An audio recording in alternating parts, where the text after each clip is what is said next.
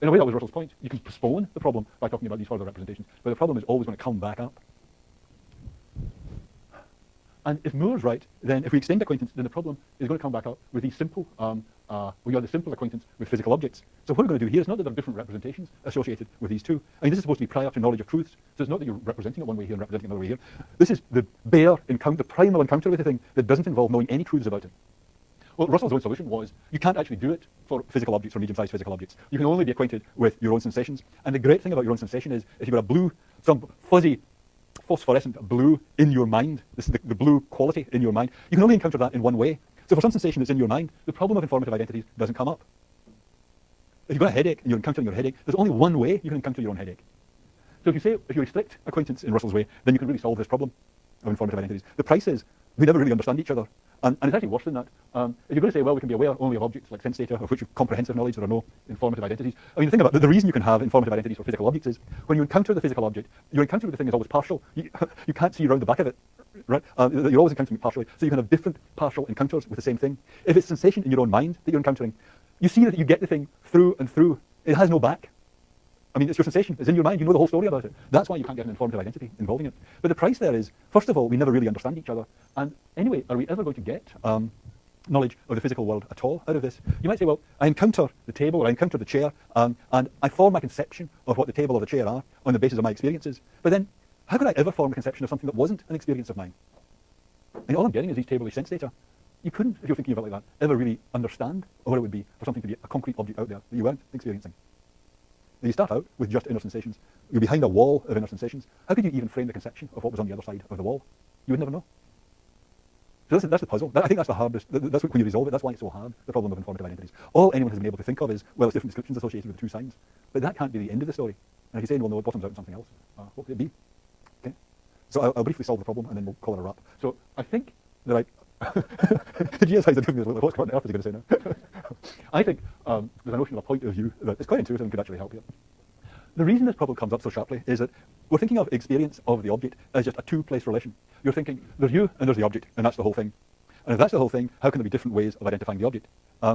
Okay. It can't be, I mean, if there's a single object there that you're encountering in different ways, how could that be? It must be that there are different representations being associated with it, or else it must be an object of a kind that you can't get onto it in two different ways. But although this is very intuitive, this idea that there's just a two-place relation, there's just you and the object. When you just focus on your own current experience of the object, that's a natural way to think about it, there's just me and that. But I think that's not really the right way to think of it. You could think, no, it's a three-place relation. Because after all, when you encounter an object in experience, you are always encountering the object from some point of view or other. You get the object from one angle or you get the object from another angle. So maybe the mistake is just what makes this seem so hard is that it's so natural to think of this as a two-place relation, you and the object. It should instead be thought of as a three-place relation. You are encountering the object from a particular point of view. So by point of view here, the simplest way to think of it is it's just your location. It's where you are with respect to the object. So if you shift position, if you lie underneath the table and get that view of it, that will be a different experience than if you are viewing it from the top. So if you think, well, that would explain how you have different experiences of the same thing, because you can shift position with respect to the thing. When you think of it, it's not just position that matters, though. I mean, it's got to be something like, well, we've got to know what kind of sensory organs you have. What kind of, a bat in a particular position with respect to a tree is going to have quite different experiences of it if it's using sonar than a human in that position just looking at the tree.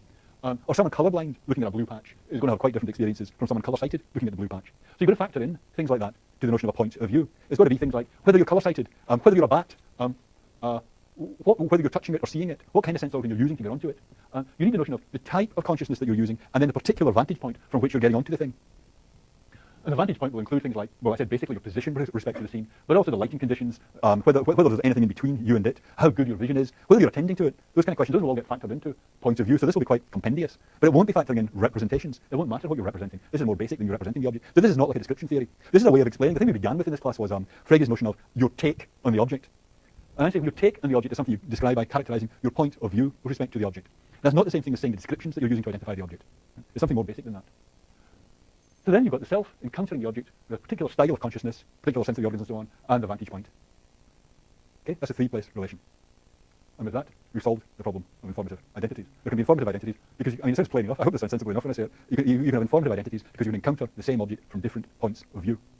And when I explain what that means, I don't appeal to descriptions or representations, and I don't appeal to anything about the object being inner. But that shows you how an account of singular reference could bottom out, could be content with, could end with the notion of experiential acquaintance with a thing. Yes?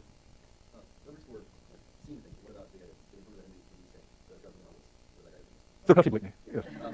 Yeah, so Right. This goes back, I think, to some people were discussing some questions that came up last time, that I said the causal theory, this is radically opposed to the causal theory, right? But there are going to be a lot of language for which the causal theory is right. I'm not questioning that. Yeah. This thing about the importance of experience, this is only going to be for the fundamental points that get language moving in the first place. Like when you say, this is Sir Percy Blakeney. Yeah, it's the this there that I'm talking about, not the Percy Blakeney part, if you see what I mean. And it's only when you have the this thing in place that you can explain the meaning of the name Sir Percy Blakeney. So we're just talking about the this bit, not the Sir Percy part. Yeah. So you can have the Sir Percy part. I'm just talking about the demonstrative referring to the thing right there. Yeah. Yeah.